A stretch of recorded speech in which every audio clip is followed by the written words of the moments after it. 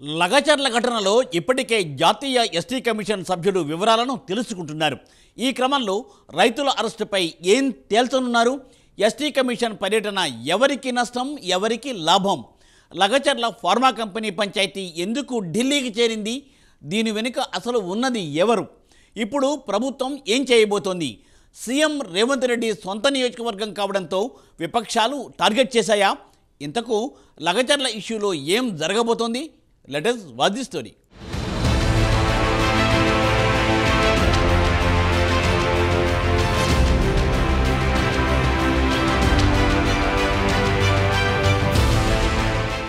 వికారాబాద్ జిల్లా లగచర్లలో ఫార్మా కంపెనీని వ్యతిరేకిస్తున్న క్రమంలో తాజాగా ప్రజాభిప్రాయ సేకరణకు వచ్చిన వికారాబాద్ కలెక్టర్ పైన అధికారులపైన దాడికి పాల్పడడం, సీఎం రేవంత్ రెడ్డి సొంత నియోజకవర్గం కొడంగల్ పరిధిలో జరిగిన ఈ దాడి ఘటనను సీరియస్గా తీసుకున్న పోలీస్ శాఖ స్థానిక బీఆర్ఎస్ మాజీ ఎమ్మెల్యే పట్నం నరేందర్ రెడ్డితో పాటు గ్రామానికి చెందిన పలువురిని అరెస్ట్ చేసి జైలుకు పంపిన సంగతి తెలిసిందే.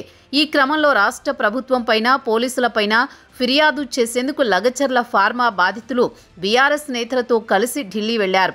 అయితే తమపై పోలీసులు అక్రమ కేసులు పెట్టి వేధిస్తున్నారంటూ ఫార్మా బాధితులు బీఆర్ఎస్ ఆధ్వర్యంలో ఇప్పటికే రాష్ట్ర ఎస్సీ ఎస్టీ కమిషన్ను కలిసి ఫిర్యాదు చేశారు.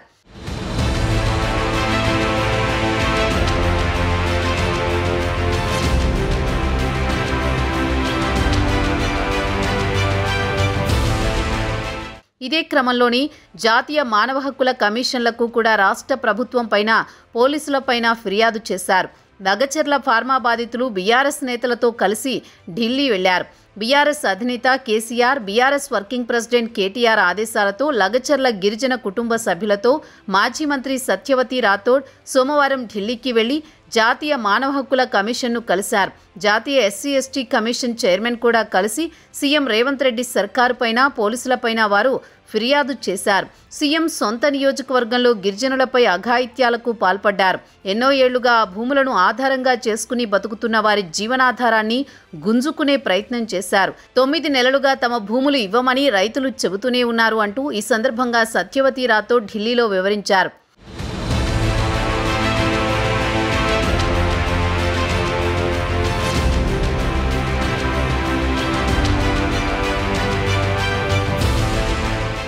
ఎన్నిసార్లు చెప్పినా తమ భూములు తీసుకుంటామంటే ఆవేశంలో కొంతమంది తిరగబడ్డారని, దాన్ని సాకుగా చూపి మహిళలపై అఘాయిత్యాలకు పాల్పడ్డారని సత్యవతి రాథోడ్ చెప్పారు.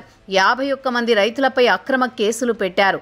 ఊళ్ళో ఉన్న మగవాళ్లంతా పారిపోయారు. మళ్ళీ ఏం చేస్తారోనని భయపడుతున్నారు. తమకు అండగా ఉండాలని రైతులు అన్ని పార్టీల నాయకులను కోరారు. బీఆర్ఎస్ వారికి అండగా ఉంటోంది.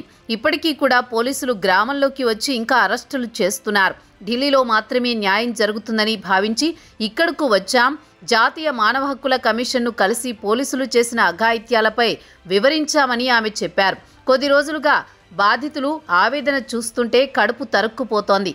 లగచర్ల బాధితులందరికీ బీఆర్ఎస్ పార్టీ తరపున అండగా ఉంటామని ఆమె పేర్కొన్నారు. రాష్ట్రపతి కూడా ఆదివాసీ బిడ్డే. ఆమె మాకు సమయం ఇస్తే వారికి కూడా ఈ సంఘటనను వివరిస్తామని సత్యవతి రాథోడ్ అన్నారు.